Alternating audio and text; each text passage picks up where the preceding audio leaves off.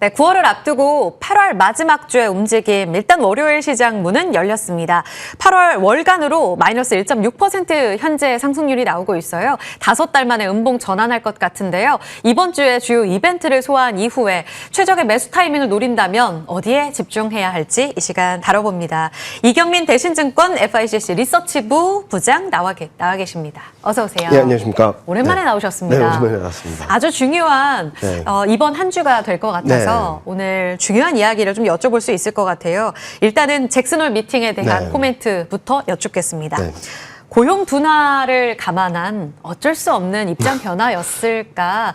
일부 연준의 입김도 작용했을 거다. 이런 시각들이 많습니다. 어떤 해석하세요? 일단은 파월 연준의장이 매번 말했던 데이터 디펜던트. 일단은 고용 지표가 굉장히 쇼크로 나왔기 때문에 거기에 대한 입장 변화다라고 생각하고 있고요. 이런 과정에서 비둘기파적인 해석이 좀 강하긴 했는데 여러 가지 얘기들을 했습니다. 그렇기 때문에 이게 어마어마한 모멘텀이 될까라는 고민들을 좀 하고 있거든요.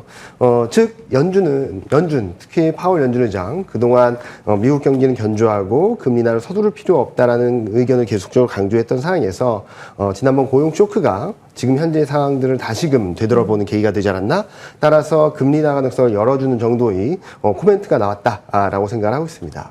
이번 주에 PC 물가로 다시 또 변동성이 커지진 않을까? 지난 FOMC 의사록이 지난주에 공개가 맞습니다. 됐는데 관세로 인한 인플레 우려가 커졌다. 이런 내용들이 가장 우세했었잖아요. 다시 뒤집힐까요? 일단은 파월 연준의장이 관세로 인한 물가 상승 압력은 일시적이다라는 것들을 명시를 해줬거든요. 그런데 최근 나오는 물가 지표들을 보면 꼭 그럴까라는 의구심을 갖게는 만들어주고 있어요. 특히 서비스 물가까지도 지금 세게 움직이는, 그러니까 둔화되는 모습이 아니라 바닥에서 조금씩 반등하려는 모습들을 보여주고 있어서 이번 PC 물가가 어떻게 나온지가 좀 시장을 등락을 좀 야기할 수 있다고 생각하고 있습니다. 지금 컨센은 헤드라인 PC는 2.6%, 7월하고 동일하고요. 그리고 코어 PC는 2.9%, 7월 대비 조금 더 올라가는 그림이라고 보는데 예상보다 좀 높게 나오게 된다면 좀 시장이 출렁일 수 있는 정도라고 생각하고 있습니다.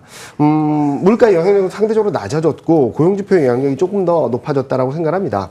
그런데 최근 흐름들을 보면은 금리 인하 컨센서스에 굉장히 민감하게 반응을 하거든요. 한때 100%에 달했던 9월 금리 인하 가능성이 70%대로 떨어지면서 지난주에 좀 조정이 있었고요.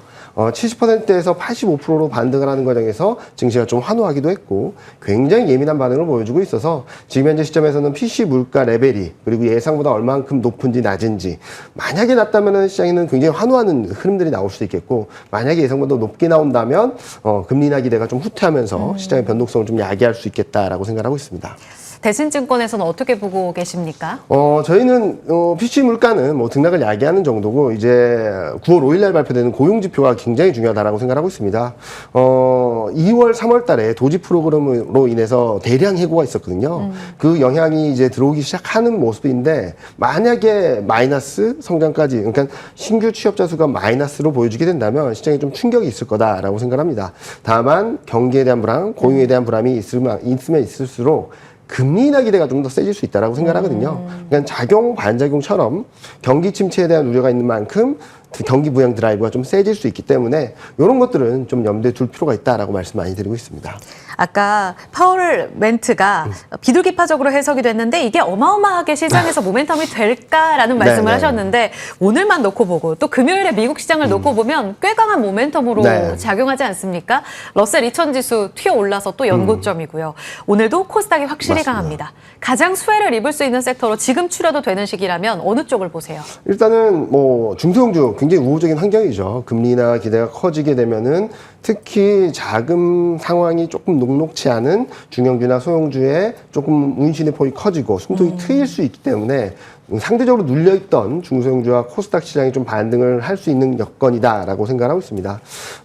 한편 코스피 같은 경우는 원달러율이 좀 많이 레벨 다운됐거든요.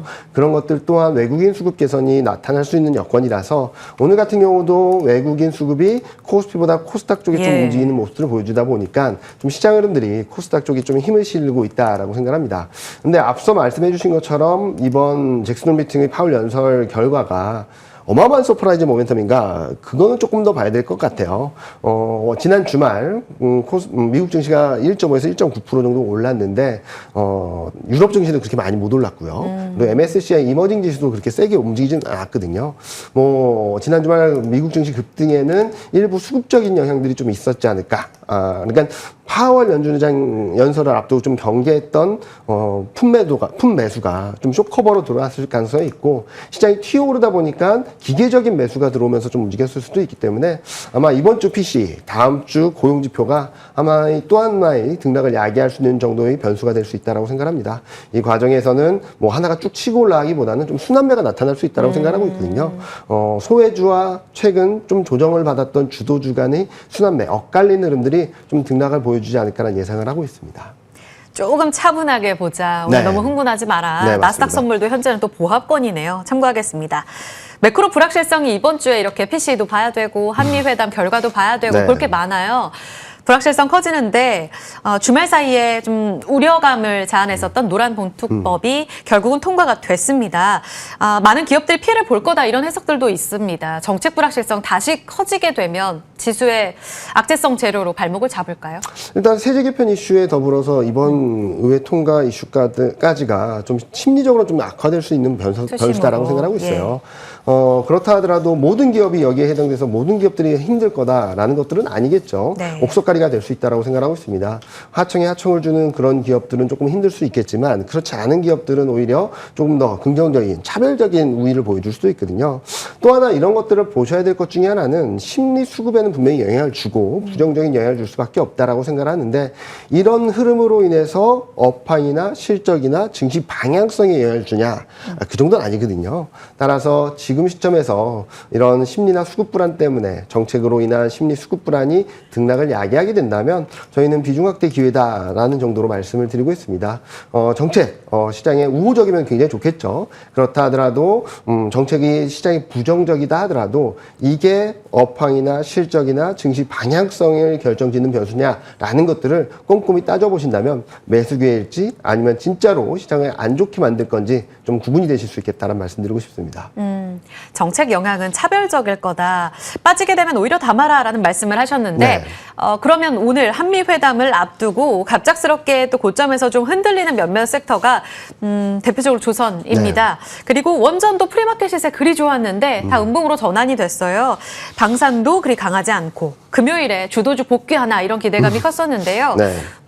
어떻습니까? 이들 섹터는 여전히 주도주로서 복귀 가능성 높고 조정 시 매수 관점으로 봐도 될지요? 주도주를 어떻게 설명하는지를 좀 봐야 될 것 같아요. 시장을 이끌어갈 수 있는 방향성을 보여주냐라는 측면에서는 저희는 충분히 가능하다라고 생각하고 있는데 지난주에 좀 반등이 셌죠. 좀 기대감들이 좀 있었던 것이 아닌가라는 생각을 하는 거고 실질적으로 한미 정상회담이 개최되고 거기에 따른 결과물이 나오는 시점이 되다 보니까 투자자분들이 기대했던 이상의 성과를 보여줘야지 더 올라갈 수 있다고 생각하고 있습니다. 따라서 지금은 회담의 결과를 기다리는 상황에서 기대감을 선반영한 이후 좀 등락을 보여주는 과정이다라고 생각하고 있고요. 실적 방향성이나 이런 것들을 염두에 두게 본다면 조선, 방산, 전력기기는 계속적으로 긍정적인 그림들을 보여주는데 최근 그동안 두 배, 몇 배, 몇몇 종목들은 6배까지 올랐는데 그런 상승 흐름을 기대하기는 좀 어렵지 않을까? 여기서 6배 더 갈 거라고 자신하기는 어렵겠죠. 증시 방향성을 만들어주고 증시 방향성을 같이 가는 그림은 맞겠지만 지금까지 상승을 더 기대한다는 것들은 좀 무리가 있지 않을까 하는 예상을 하고 있습니다. 사실 시간이 많지 않은데요. 조선 같은 경우에는 마스카 프로젝트로 어느 정도 가이드라인이 다 있지 않습니까? 여기에서 우리가 기대하는 그 이상을 보여줘야만 가능하다라는 말씀을 하셔서 그 시나리오는 시장 어느 정도까지 기대한다고 보시는 걸까요? 일단은 지금 관련된 사업들에 대해서 많은 것들이 오픈됐잖아요. 그 오픈된 것 이상의 흐름들이 나와야 되지 않을까라는 생각을 하고 있어요. 그러니까 여러분들이 아는 것 이상의 얘기들이 나와야지 시장이 더 크게 올라가지. 뉴스에서 하고 소문에서 하고 뉴스에 팔라는 얘기들이 있지 않습니까? 그것처럼 우리가 다 아는 얘기들이 나오게 된다면 좀 쉬어갈 수 있다. 그렇지만 조선, 방산, 전력기 같은 경우는 실적이 워낙 탄탄하기 때문에 조정이 있다면 저는 사야 된다는 입장입니다. 반도체도 궁금합니다. AI 거품론 딛고 지난주 금요일에 미국 시장에서는 파월 휴가로 다 같이 네, 기술주가 네. 올랐습니다. 여기에 좀 영향을 받는 반도체 테크 산업의 영향권에서 그러면 AI 거품론은 이제 다 가격에 반영됐고 우려 불식됐다고 보세요? 일단은 매번 나오는 겁니다. 시장이 많이 올랐다 싶으면 AI 거품론, AI 사이클이 끝났다, 뭐 이런 저런 얘기들이 나오게 되죠. 뭐 저희는 투자 사이클은 계속적으로 유효하다라고 생각하고 있고 AI 사이클은 아직 끝나지 않았다라고 보고 있는데 시장에서 원하는 것들은 모멘텀이다라고 생각합니다. 성장 속도나 각도가 얼마나 빠른지가 좀 고민스러운 부분인데 일단 이번 주에 발표된 엔비디아 실적 좀 중요하게 보실 필요가 있겠습니다. 그동안에는 어마어마한 상승 모멘텀을 보여줬던 이익 성장이 지금은 둔화 국면이거든요. 근데 이번에 발표되는 실적과 그리고 가이던스를 통해서 이제 둔화 사이클에서 벗어나서 올해 하반기 내년에는 다시금 모멘텀이 좀 살아나는 구간으로 들어가게 된다면 아마 AI 거품론에 대해서는 빠르게 식지 않을까라는 생각을 하고 있습니다. 다만 예상했던 것보다 주가가 좀 올라와 있는 상황이다 보니까 이 주가 레벨에서 어떤 해석이 나올지 좀 지켜봐야 될 부분이 아닌가라는 생각을 하고 있고요. 중국 쪽 판매도 좀 지켜볼 변수다라고 보고 있습니다.